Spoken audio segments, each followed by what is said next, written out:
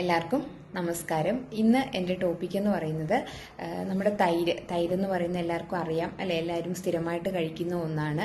പക്ഷേ ഇതിൻ്റെ സ്ഥിരമായിട്ട് തൈര് ഉപയോഗിക്കുന്നത് എല്ലാവർക്കും നമുക്ക് ആരോഗ്യത്തിന് അത്ര നല്ലതല്ല. അപ്പോൾ അതിന് ചില സൈഡ് എഫക്റ്റുകളും കൂടെ ഉണ്ടാകുന്നതാണ്. അപ്പം ആർക്കൊക്കെ തൈര് സ്ഥിരമായിട്ട് കഴിക്കാമെന്നും ചില ആൾക്കാർക്ക് ചില ഹെൽത്ത് കണ്ടീഷൻസിൽ നമുക്ക് സ്ഥിരമായിട്ട് തൈര് ഉപയോഗിക്കുന്നത് അത്ര നല്ലതല്ല. അതിനെപ്പറ്റിയാണ് ഞാനിന്ന് ഡിസ്കസ് ചെയ്യുന്നത്. അപ്പോൾ തൈരെന്ന് പറയുന്നത് പണ്ട് കാലം മുതലേ നമ്മൾ സ്ഥിരമായിട്ട് കഴിക്കുന്ന ഒന്നാണ് അല്ലേ. അപ്പോൾ തൈരെന്ന് അതിൻ്റെ ഞാൻ ആദ്യം പറയാം, അതിൻ്റെ ഗുണങ്ങളെന്ന് പറയുന്നത് നമ്മൾ സ്ഥിരമായിട്ട് കഴിക്കുകയാണല്ലോ. അപ്പോൾ അതിൻ്റെ ഒത്തിരി ഗുണങ്ങളാണ് തൈരിനുള്ളത്. പ്രത്യേകിച്ച് പറയുകയാണെങ്കിൽ ഏറ്റവും നമ്മൾ കൂടുതൽ അമിതമായിട്ട് കഴിക്കുകയാണെങ്കിൽ ശരിക്കും നമുക്ക് വെയിറ്റ് ലോസ് ഉണ്ടാവും. അപ്പം ഒത്തിരി വെയിറ്റ് ലോസ് ഒക്കെ വരാൻ ചാൻസ് ഉണ്ട്. അപ്പം അങ്ങനെയുള്ളവർ ഒത്തിരി അമിതമായിട്ട് തൈര് ഉപയോഗിക്കാതിരിക്കുക. പിന്നെ രണ്ടെന്ന് പറയുന്നത് നമ്മൾ കൂടുതലും ഈ ദഹന സംബന്ധമായിട്ട് പ്രത്യേകിച്ച് നമുക്ക് നെഞ്ചെരിച്ചിലൊക്കെ ഉള്ള ആൾക്കാരാണെങ്കിൽ നമ്മൾ കഴിവതും പുളിക്കാത്ത തൈര് യൂസ് ചെയ്യുന്നതാണ് ഏറ്റവും നല്ലത്. പിന്നെ ഇതൊരു പ്രീബയോട്ടിക് ആണ്. അപ്പോൾ നല്ല ബാക്ടീരിയയിൽ അടങ്ങിയിട്ടുള്ളത് കൊണ്ട് നമ്മുടെ ഇൻറ്റസ്റ്റൈനൊക്കെ ക്ലീൻ ചെയ്യാനായിട്ടും കൂടെ സാധിക്കുന്നതാണ്. അതുപോലെ തന്നെ ഇതൊരു നമുക്ക് പ്രതിരോധ ശക്തി കൂടെ കൂട്ടുന്ന ഒന്നാണ്, ഇമ്മ്യൂണിറ്റി ഇത് കൂടിയാണ് തൈരെന്ന് പറയുന്നത്. നമുക്ക് പല ഇൻഫെക്ഷൻസിനെയും കുറയ്ക്കാനായിട്ട് സാധിക്കുന്നതാണ്. അതുപോലെ തന്നെ നമ്മുടെ സ്കിന്നിനും പ്രത്യേകിച്ച് ഡ്രൈ സ്കിന്നൊക്കെ ഉള്ള ആൾക്കാർക്കാണെങ്കിൽ നമ്മൾ സ്ഥിരമായിട്ട് തൈര് ഉപയോഗിക്കുന്നത് നമുക്ക് സ്കിന്നിനൊരു ഗ്ലോ കൊടുക്കാനും സ്കിൻ എപ്പോഴും ഒരു ഹൈഡ്രേറ്റഡ് ആയിട്ട് ഇരിക്കാനും വളരെ നല്ലതാണ്. പിന്നെ അതുപോലെ തന്നെ ഇതിൽ വിറ്റമിൻസുകൾ പ്രത്യേകിച്ച് കാൽസ്യം അധികമായിട്ടുണ്ട്, അയൺ ഉണ്ട്, സിങ്ക് ഉണ്ട്.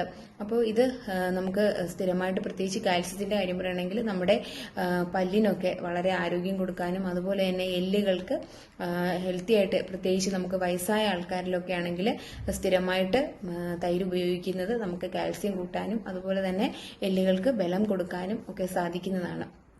അതുപോലെ തന്നെ ശരീരം തണുക്കാനും ഒക്കെ നല്ലതാണ്. പിന്നെ ചില ആൾക്കാർ പ്രത്യേകിച്ച് ഇടയ്ക്കൊക്കെ നമുക്ക് ലൂസ് മോഷൻ വയറിളക്കം ഒക്കെ ഉണ്ടാകുന്നതാണെങ്കിൽ നമ്മൾ ചെറിയ അളവിൽ ഇത് കഴിക്കുന്നത് നമുക്ക് വയറിന് വളരെ നല്ലതാണ്.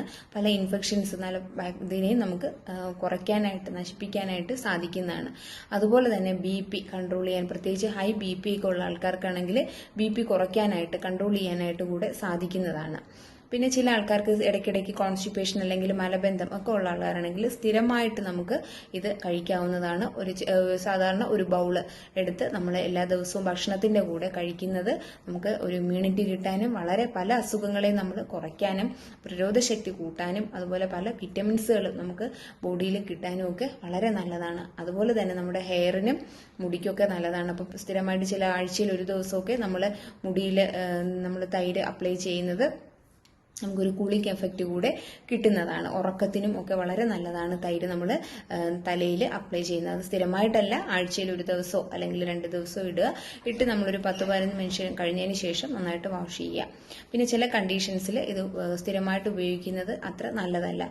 ഒന്ന്, ചില ആൾക്കാർക്ക് സ്ഥിരമായിട്ട് നെഞ്ച് എരിച്ചിൽ അല്ലെങ്കിൽ ചെസ്റ്റ് ബേണിംഗ് എന്ന് പറയും, അതുപോലെ തന്നെ ബ്ലോട്ടിംഗ് ഉണ്ടാകുക, പിന്നെ ലൂസ് മോഷൻ ഉണ്ടാകുക, ഇങ്ങനെയൊക്കെ ബുദ്ധിമുട്ടുള്ള ആൾക്കാർ നമ്മൾ തൈര് സ്ഥിരമായിട്ട് ഉപയോഗിക്കുന്നത് അത്ര നല്ലതല്ല.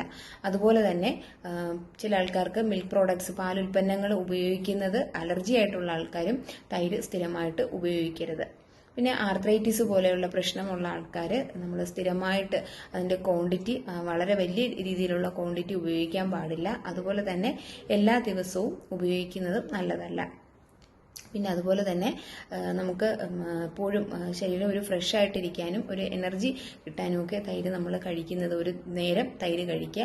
പിന്നെ സ്ഥിരമായിട്ട് ഗ്യാസ്ട്രിക് പ്രശ്നമുള്ള ആൾക്കാർക്ക് നമ്മൾ എപ്പോഴും ഗ്യാസ് വന്നുകൊണ്ട് ബുദ്ധിമുട്ടുള്ള ആൾക്കാർക്ക് രാത്രി തൈര് ഉപയോഗിക്കുന്നതും അത്ര നല്ലതല്ല. അല്ലാതെ വരുന്ന കണ്ടീഷൻസിലൊക്കെ നമുക്ക് സ്ഥിരമായിട്ട് തൈര് ഉപയോഗിക്കാവുന്നതാണ്. അതുപോലെ തന്നെ സ്ഥിരമായിട്ട് കഫത്തിന്റെ പ്രശ്നങ്ങൾ കണ്ടിന്യൂസ് ആയിട്ട് കഫം ഉള്ള ആൾക്കാരാണെങ്കിലും തണുത്ത തൈര് ഉപയോഗിക്കാതിരിക്കുക. അതുപോലെ തന്നെ നമ്മൾ അധികം പുളിച്ച തൈര് ഉപയോഗിക്കാതിരിക്കുന്നതാണ് കുറച്ചും കൂടി നല്ലത്. അപ്പം ഇങ്ങനെയുള്ള കാര്യങ്ങൾ നമ്മൾ ശ്രദ്ധിച്ച് കഴിക്കുകയാണെന്നുണ്ടെങ്കിൽ സ്ഥിരമായിട്ട് തൈര് കഴിക്കുന്നത് വളരെ യൂസ്ഫുള്ളാണ്. അല്ലാതെ ഞാൻ ഈ പ്രശ്നം ഉള്ള ആൾക്കാർ, ബുദ്ധിമുട്ടൊക്കെ ഉള്ള ആൾക്കാർ കണ്ടിന്യൂസ് ആയിട്ട് ഉപയോഗിക്കാൻ പാടില്ല. ആഴ്ചയിൽ ഒരു ദിവസം ഒക്കെ ആണെങ്കിൽ നമുക്ക് അതിൻ്റെ ക്വാണ്ടിറ്റി കുറച്ച് ഉപയോഗിക്കാവുന്നതാണ്. അടുത്തൊരു വീഡിയോയുമായിട്ട് നമുക്ക് വീണ്ടും കാണാം.